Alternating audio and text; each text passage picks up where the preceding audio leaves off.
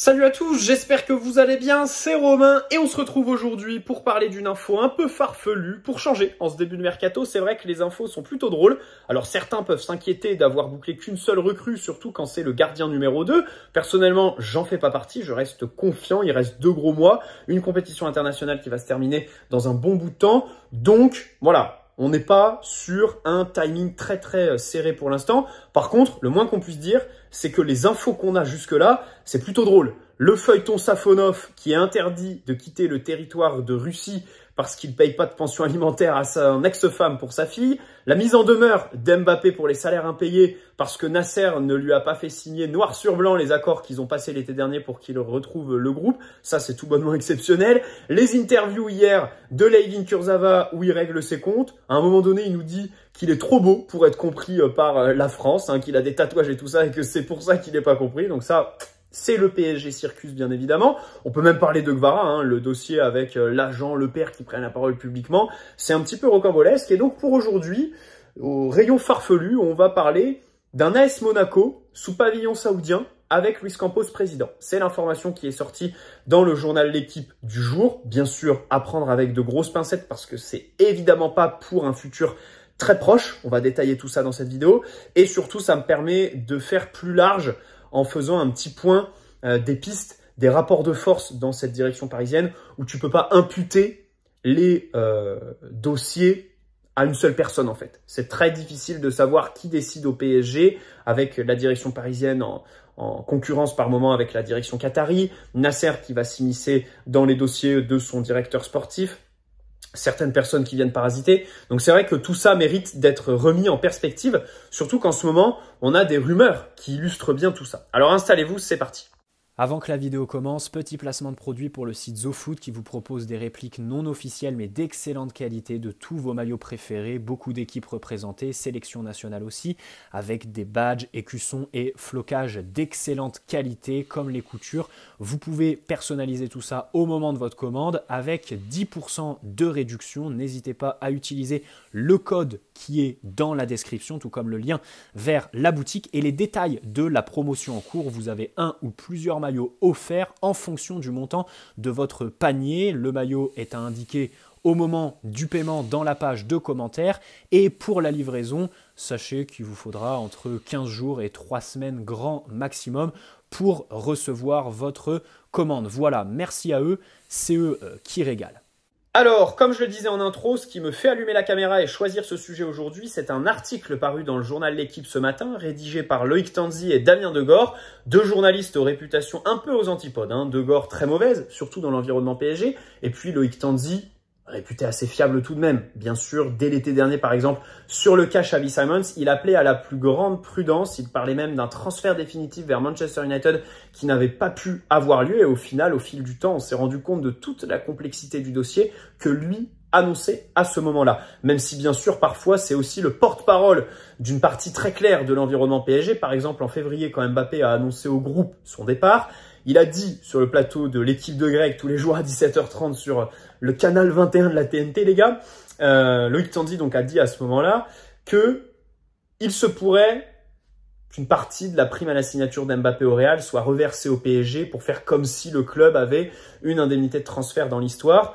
Ce qui était à ce moment-là clairement une posture communicationnelle qui, je pense, émane du club, voilà, pour essayer de faire passer la pilule aux supporters et qui aujourd'hui est complètement caduque. On se rend bien compte que c'est complètement lunaire. Évidemment, le joueur n'allait jamais faire ça puisque là, le PSG ne l'a pas payé depuis avril et on est plus sur partir en justice, quoi. Donc c'est vraiment autre chose que ce qui a été relayé à ce moment-là. Bon, bref, dans tous les cas, Tanzi reste quand même assez fiable. Et donc dans cet article auquel je fais référence, il ne parle pas du PSG, mais de l'AS Monaco. D'un nouvel AS Monaco que le propriétaire actuel russe veut vendre. Il y a 7 potentiels acquéreurs, dont un, les Saoudiens, qui ferait de Luis Campos un peu la pierre angulaire de leur futur projet, parce que Monaco a un mode de gouvernance un peu compliqué, où il y a la principauté, je crois, le palais princier et tout ça, qui sont assez liés en fait, peu importe le propriétaire. Et donc, si les Saoudiens rachètent, ils ne seraient pas libres en fait. Il faudrait une figure consensuelle qui ferait le lien entre la principauté et les Saoudiens. Bien sûr, Luis Campos, en plus de ses grandes connaissances de Monaco, le contexte, puisque visiblement il y habite, il y a un lien très fort, et puis il y a déjà travaillé entre 2013 et 2016, au moment du début du projet russe.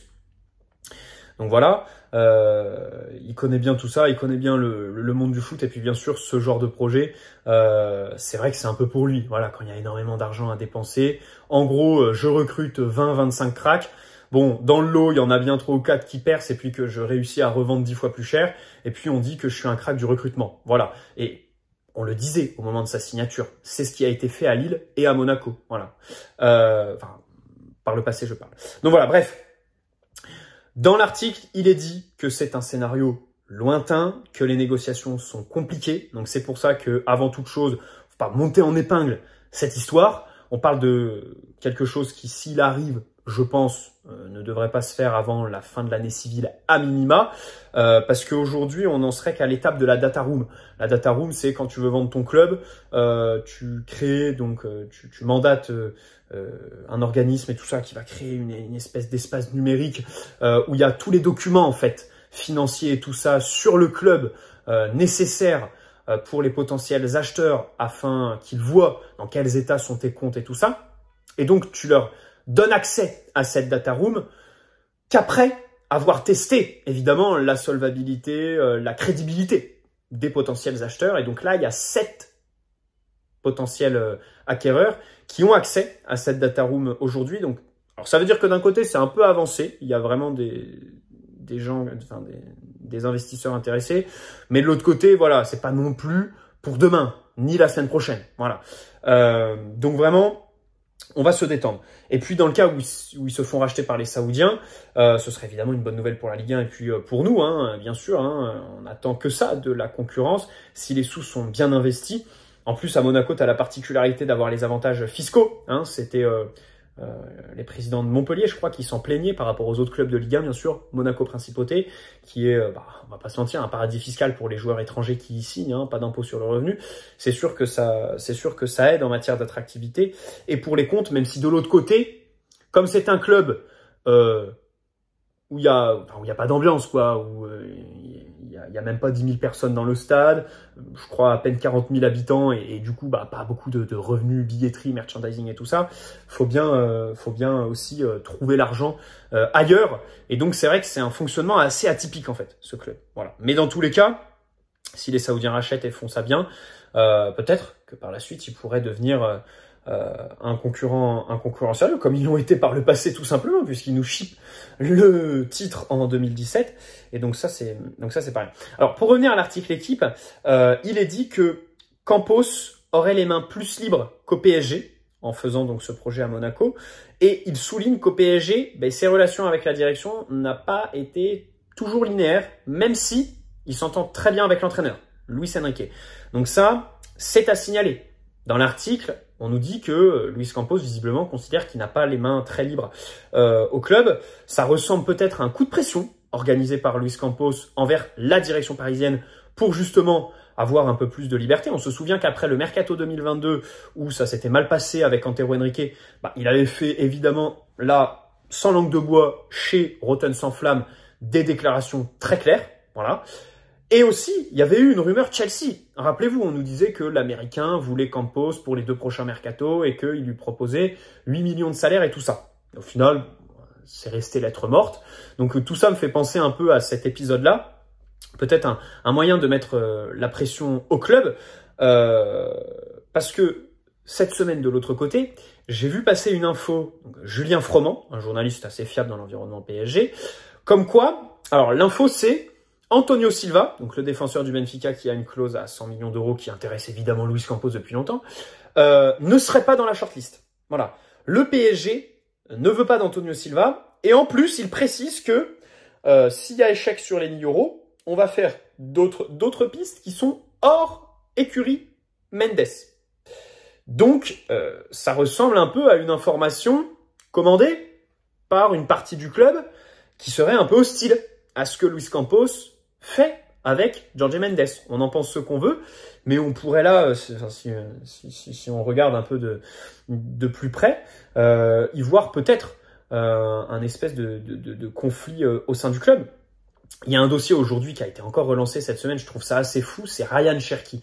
Parce que Luis Enrique, qui a fait une vidéo avec le joueur, et Luis Campos le veulent. Nasser bloque le dossier depuis longtemps. Parce que le joueur, évidemment, est représenté par l'entourage Mbappé. Alors l'agence tenue par sa mère, mais visiblement à proprement parler par Bilal Ghazi, qui fait partie de l'agence et qui est très proche de la famille Mbappé. Ancien journaliste l'équipe d'ailleurs. Donc voilà. Et Nasser, évidemment, veut faire une purge de tous ceux qui sont plus ou moins liés à Mbappé. Ça me fait aussi un lien avec une annonce que j'ai vue cette semaine, celle du départ d'Ethan Mbappé, qui a fait un beau message envers le PSG. Hein. Lui, il a toujours dit que c'était son club de cœur. Le message m'a un peu plus touché que celui de son frère Kylian, parce que c'est vrai que Ethan, en fait, c'est quelqu'un qui est arrivé un peu dans la peau du frère d'eux. Et au final, il part. Pour des raisons évidemment politiques, hein, parce qu'il a fait une bonne saison, parce que c'est un bon joueur, Ethan Mbappé, que j'aime bien. Et puis surtout, il part pour signer pro à Lille, quoi. Hein, c'est pas rien, en fait. Il va pas se vautrer en Ligue 2 ou dans un club inconnu en Turquie, par exemple, comme un Édouard Michu il y a pas très longtemps, tu vois ce que je veux dire. Donc voilà, alors je pense pas qu'il aura une carrière comme son frère, c'est pas non plus un crack intersidéral, mais c'est vraiment une victime collatérale, en fait, de cette fin d'aventure entre Mbappé et Nasser, en fait. Nasser et le PSG aussi, plus généralement, parce que c'est vrai qu'Mbappé, à part le collectif Ultra Paris, n'a pas vraiment respecté les supporters cette année. Et encore, le Cup, il leur a acheté des merguez, je sais pas si on peut appeler ça du respect. Mais voilà, c'est vrai que ce départ d'Ethan m'a pas fait un peu de peine. Bien sûr, il faut se séparer de tout ce qui touche, de près ou de loin, à Faisal Amari. Mais là-dessus, on a vraiment un dossier où c'est l'ego, en fait, qui a parlé, voilà, alors qu'on a quand même un bon joueur et qui semble être beaucoup plus attaché au club que son frère. Et donc là, on nous parle de ramener Ryan Cherki, ce qui n'aurait absolument aucun sens. Donc j'espère que Nasser va tenir. Voilà, je suis absolument team Nasser, même si de l'autre côté, c'est vrai que Luis Campos et Luis Enrique ont des arguments à faire valoir. Alors, Luis Campos un peu moins que Luis Enrique. Enfin, parce que il a déjà recruté à ce poste-là l'année dernière, et donc là, il revient un an plus tard. Faut encore recruter un mec qui a un peu le même profil et qui évolue dans les mêmes zones que Lee Kang-in. Mais voilà, Luis Enrique, il peut se vanter de relancer les jeunes, d'en avoir rien à faire du statut et de pouvoir exploiter le potentiel de Ryan Cherki dans son système, bien sûr. Même si, avec des joueurs qui évoluent un peu dans les mêmes zones que lui, ça n'a pas très bien fonctionné cette année. Par exemple, Lee Kang-in, c'est vrai alors au-delà du fait qu'il faisait les allers-retours avec sa sélection, on peut aussi s'interroger sur l'utilisation que Luis Enrique en a fait, tu vois. Et Lee Kang-in, c'est un joueur qui est assez proche de Ryan Cherki, voilà. Mais le problème, c'est que Luis Campos et Luis Enrique, ils ont une fin de contrat en 2025. Ryan Cherki, bon, si tu le signes, ça parle de 15-20 millions, c'est vrai que c'est un montant avantageux, qui fait que t'es pas obligé de lui donner 5 ans de contrat. Parce que pour amortir 20 millions, tu peux le faire que sur 3 ans, par exemple. Même si un joueur de 20 ans sur 3 ans, ça me paraît un peu impossible. Mais c'est vrai que voilà, une fois Luis Enrique est parti, qu'est-ce qu'on fait de Ryan Cherki, qui est un joueur assez peu autonome, qui dépendra énormément de l'entraîneur, s'il arrive à le cadrer. Luis Campos, pareil, aujourd'hui, il est à la tête du club. C'est une recrue qui correspond un peu à sa philosophie, le payer pas cher et puis potentiellement le valoriser par la suite. Mais si on recrute un directeur sportif qui nous change un petit peu le projet par la suite, bon, qu'est-ce qu'on en fait, quoi? Qu'est-ce qu'on en fait? Donc voilà. Voilà sur ce dossier Ryan Cherki qui illustre un petit peu le fait que dans le PSG, c'est très difficile de juger, en fait, de faire le bilan d'un directeur sportif pour savoir à quel point mais c'est lui qui fait les erreurs ou pas. Déjà, ce qui est sûr, c'est que le directeur sportif est salarié du club. C'est pas le propriétaire, c'est pas le président, et donc il n'a pas le dernier mot, en fait, tu vois. Jorge Mendes, c'est bien on nous dit oui, Luis Campos il se gave et tout ça sur les commissions, mais il y a des gens au-dessus de lui, en fait, qui valident tout ce qu'il entreprend. Voilà, c'est pas lui qui a le dernier mot. Jorge Mendes est aussi accessoirement proche de Nasser depuis longtemps, bien avant l'arrivée de Luis Campos au PSG. Donc c'est vrai que tout ça c'est un peu compliqué. Alors pour l'article équipe, Luis Campos n'a pas démenti. Ils ont dit, on l'a contacté, mais il n'a pas souhaité répondre sur, justement, cette histoire de Saoudien à Monaco. Donc ça, c'est un peu bizarre qu'il n'ait pas démenti. Ça veut dire qu'il laisse traîner. Il ne s'inscrit pas de manière très très claire dans le futur du PSG. Il nous signale aussi qu'il devrait rendre des comptes prochainement à ses dirigeants, qataris bien sûr. C'est sûr que je ne sais pas trop comment il prendrait le fait qu'il parte chez un concurrent déjà direct en Ligue 1, sportivement et puis géopolitiquement chez les Saoudiens. Ça risque d'être compliqué. Mais pour autant, je milite pas pour un départ tout de suite, quoi. Comme j'ai dit, cette histoire de Monaco racheté, c'est vraiment pas du tout pour l'immédiat. Fabrizio Romano, bon, alors lui, il est sorti du bois ce matin. Il nous a dit qu'en fait, Luis Campos, son futur, il est au PSG. Voilà, il va rester au club. Mais le problème, c'est qu'on est le 24 juin. On est le 24 juin. Souhaiter son départ maintenant, ça me paraît pas très judicieux. Encore une fois, il a eu la confiance des Qataris dès le mois d'avril. L'émir est venu et l'a conforté. On le sait, ça. Alors que Mbappé avait annoncé son départ dès le mois de février, par exemple. Alors que Luis Campos, qui bouffe à tous les râteliers, pardonne-moi, on n'a pas attendu cette pauvre info l'équipe pour le savoir. Quand il signe, déjà, c'est sur les conseils d'Mbappé qui, avant de signer Luis Campos, a demandé la tête de Leonardo. Et puis surtout, il peut pas prendre le rôle de directeur sportif. Il est que conseiller parce qu'il veut garder son poste au Celta Vigo. Et donc, il est à mi-temps entre les deux. Bon, on le savait déjà en fait. On le savait déjà qu'on avait quelqu'un d'assez spécial là-dessus. Alors, son bilan, il peut être discuté bien sûr. Hein. Déjà, on peut le lier à Kylian Mbappé. Comme Mbappé est parti, que Nasser veut faire la purge, pourquoi pas faire partir Luis Campos, qui a été signé sur les conseils d'Mbappé, qui, je pense, n'est pas aussi proche de sa famille qu'on veut nous le faire croire, voilà. Mais quand même, voilà, c'est vrai que c'est un symbole de l'ère Mbappé. Et si tu veux aller au bout du truc, ça peut s'entendre, quoi. Bien sûr, il y a des choses qui ne tournent pas rond avec lui. Hein. Moi, là où je lui en veux le plus, c'est d'avoir donné Messi, Neymar, Mbappé à Christophe Galtier. C'est un truc absolument lunaire qui relève de la folie, bien sûr. Parce que, typiquement, Vitinha, aujourd'hui, c'est une excellente recrue qui a pris une dimension internationale. Et en fait, je me demande même si dans l'effectif du PSG actuel, Vitinha, c'est pas le joueur qui est le plus apprécié à l'international, en fait. Qui a les meilleurs avis quand je lis un peu sur les réseaux et tout ça. Parce que les bons matchs, il les a fait au bon moment, dans les bonnes compétitions. En Ligue des Champions, il est dans l'équipe type de l'année. Et là, il est en train de crever l'écran à l'Euro avec le Portugal. Donc là, il va vraiment prendre une vraie dimension, en fait. Aux yeux des observateurs internationaux, enfin, je ne sais pas qui, dans le PSG aujourd'hui, a plus la cote, on va dire, à l'international, tu vois. Par exemple, si on devait valoriser nos joueurs, c'est vrai que Vitinha, c'est celui qui pourrait peut-être partir pour le plus cher, quoi. Nuno, Nuno, je l'aime bien, mais retour de blessure. Même le PSG, visiblement, comme il n'y a aucune information sur la prolongation, semble un peu hésiter, vérifier un peu son état physique avant d'entamer les discussions pour une potentielle prolongation fin de contrat en 2026. Voilà, Donnarumma a quand même de gros défauts au pied. Lucas Hernandez, bon bah c'est comme Kimpembe, hein, alerte disparition. Donc c'est vrai que voilà. Aujourd'hui, Vitinha, il a pris une énorme dimension. C'est une recrue de Luis Campos hein, qu'il faut absolument mettre à son crédit. Mais on en revient à l'entraîneur. Si Galtier était resté cette saison, Vitinha n'aurait jamais pris cette dimension en fait.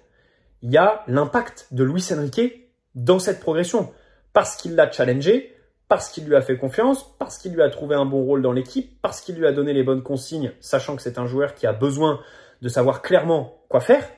Donc voilà. C'est vrai que là-dessus, on peut aussi nuancer. Voilà. Aujourd'hui, on peut se dire qu'on a bouclé qu'une seule recrue. On peut discuter les noms qui fuitent dans la presse, se dire que le club s'acharne un petit peu sur des joueurs qui ne veulent pas de nous ou des joueurs qui sont insortables, Vara au Napoli. Mais on n'est que le 24 juin et il y a surtout des réalités. Donc déjà, on est au début du mercato. Les joueurs, ils sont en compétition internationale, donc aujourd'hui, c'est un peu compliqué de se prononcer sur leur volonté, qu'il faut aussi respecter. Typiquement, il y a un dossier intéressant, c'est l'ailier gauche droitier. Donc la priorité, c'est Kvara de Naples, qui coûte 100 millions, on le sait, qui veut absolument venir. Quand on voit Nico Williams performer avec l'Espagne, on se dit mais pourquoi le PSG ne va pas dessus? Surtout Luis Enrique l'a eu en sélection, le connaît très bien, forcément il y a pensé. Et si il ne l'a pas proposé à sa direction, c'est qu'il ne l'aime pas, c'est qu'il y a un loup quelque part. Mais de l'autre côté, Nico Williams, Bilbao, club très familial, avec son frère Iñaki qui lui devrait terminer sa carrière là-bas. Le sortir de là déjà, c'est compliqué en matière de volonté. Est-ce que le joueur veut venir? Ensuite, au-delà de sa volonté, Bilbao et tout ça, tu le sors de son cocon familial, est-ce que tu prends pas un risque? Surtout qu'il touche 10 millions d'euros actuellement là-bas, ce qui est absolument énorme. Donc il faudrait le signer à 12 ou 13 millions de salaire. C'est quand même dingue. Donc malgré la clause libératoire, c'est vrai que la volonté du joueur, elle est prise en compte. Peut-être que si on s'acharne sur Vara, c'est aussi parce qu'on a quelqu'un qui est capable d'activer des relais publiquement pour venir, son père et son agent. Donc voilà, ça c'est vrai que là-dessus, la volonté des joueurs est vraiment à prendre en compte, quoi. Et puis aussi les offres qu'ils ont, hein. Un joueur qui a Arsenal et City sur ses côtes, c'est sûr que c'est difficile de réaliser. Et puis on voit bien aussi qu'avec Luis Campos, les noms, les transferts qui vont se concrétiser fuitent à un stade avancé des négociations à chaque fois. Donc s'il n'y a pas vraiment de nom, même si là c'est vrai que ces derniers jours il y a quand même beaucoup de plans B qui ont fuité, c'est vrai que à chaque fois quand ça fuite, c'est que le transfert est quasiment bouclé, qu'il manque plus que les tests médicaux et tout ça. Voilà. Maintenant on peut s'interroger sur certains transferts, comme Safonov. Typiquement on a eu l'information comme quoi l'agent de Gvara aurait été dans le deal du gardien russe en vue de le satisfaire pour faciliter un transfert de Gvara, qui prenne la parole publiquement quelques jours après l'officialisation de Safonov au PSG. Si t'es complotiste, bon, tu peux y penser. Il y a d'ailleurs eu un papier dans la presse italienne qui allait dans ce sens. Et ça fait penser un peu à Michel Baker avec Mino Raiola en 2019 quand tu voulais signer De Ligt. Et au final, bah tiens, autre cas d'école, au final, tu changes de directeur sportif entre-temps et Leonardo arrive, boum, ferme le dossier De Ligt, ferme plein de dossiers et au final, on perd un temps fou sur le mercato. En plus, à l'époque, on avait les obligations UEFA pour assainir les comptes au 30 juin et on a été obligé de vendre des petits cracks du centre, Diaby et Nkunku, pour justement faire ça. Donc voilà. D'ailleurs, pour revenir sur l'agent de Gvara, la déclaration, elle est cool, mais je prendrai mes précautions avec lui quand même. Hein. C'est vrai que, bon, alors il fait la décla. En tant que Parisien, on en est très content, hein. Mais c'est vrai que les Napolitains, ils doivent rire jaune. En plus, pendant la saison, il avait même dit publiquement que Victor Osimhen était un vendu, qu'il irait en Arabie Saoudite. Alors au final peut-être qu'il va avoir raison, puisque l'Arabie Saoudite est la seule piste crédible pour Victor Osimhen cet été, puisqu'il est beaucoup trop cher pour les clubs européens qui seraient potentiellement intéressés par lui. Mais voilà, c'est vrai que c'est un agent qui fait un peu de bruit, qui prend la parole publiquement, donc attention à pas se ramener un poison, tout comme George Mendes. Voilà. Mais comme j'ai dit plus tôt, sur tout ça, Luis Campos n'a pas le dernier mot. Et relancer un nouveau projet maintenant, ça me paraît un petit peu fou quand même. Et puis, donner le mercato à Nasser, ça l'est encore plus. Hein, parce que là, ces derniers temps, on a les infos comme quoi il récupère les dossiers. Alors moi, j'adore. Quand les dossiers traînent, on a l'info. Nasser reprend le dossier en main. On l'a eu avec Skriniar en 2022 pour qu'au final, il se mange un refus de Zhang, le chinois de l'Inter. Là, on l'a avec Lenny Yoro. Même si on l'a eu aussi sur des dossiers qui ont marché. Dembélé. Colomani, par exemple, bah, du coup, c'est un échec qu'on peut pas imputer à Luis Campos parce qu'il en voulait pas. C'est vraiment Nasser qui fait le deal avec Moussa Sissoko. Peut-être Lucas Hernandez aussi, hein. Parce que Lucas Hernandez, on le pistait depuis très longtemps.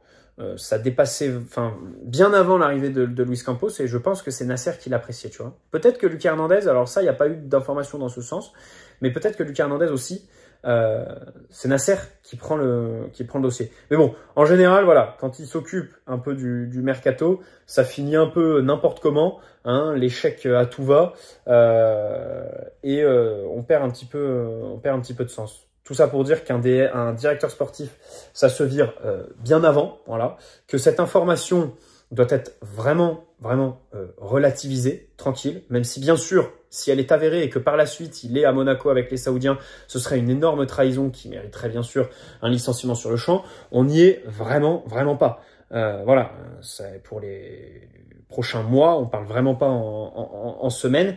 Et puis encore une fois, là, ça y est, le mercato est lancé. T'avais qu'à être clairvoyant. Voilà, tu le savais depuis le début que Luis Campos est ce genre de personne, tout simplement. Bref, j'espère que cette vidéo vous aura plu. N'hésitez pas à poser un like si c'est le cas, vous abonner si ce n'est pas déjà fait. Et donc, on se retrouve demain, probablement, pour parler de la défense centrale. Défense centrale, parce que c'est vrai que là-dessus, il y a pas mal de pistes. Allez, ciao les amis, prenez soin de vous avant tout, et allez Paris.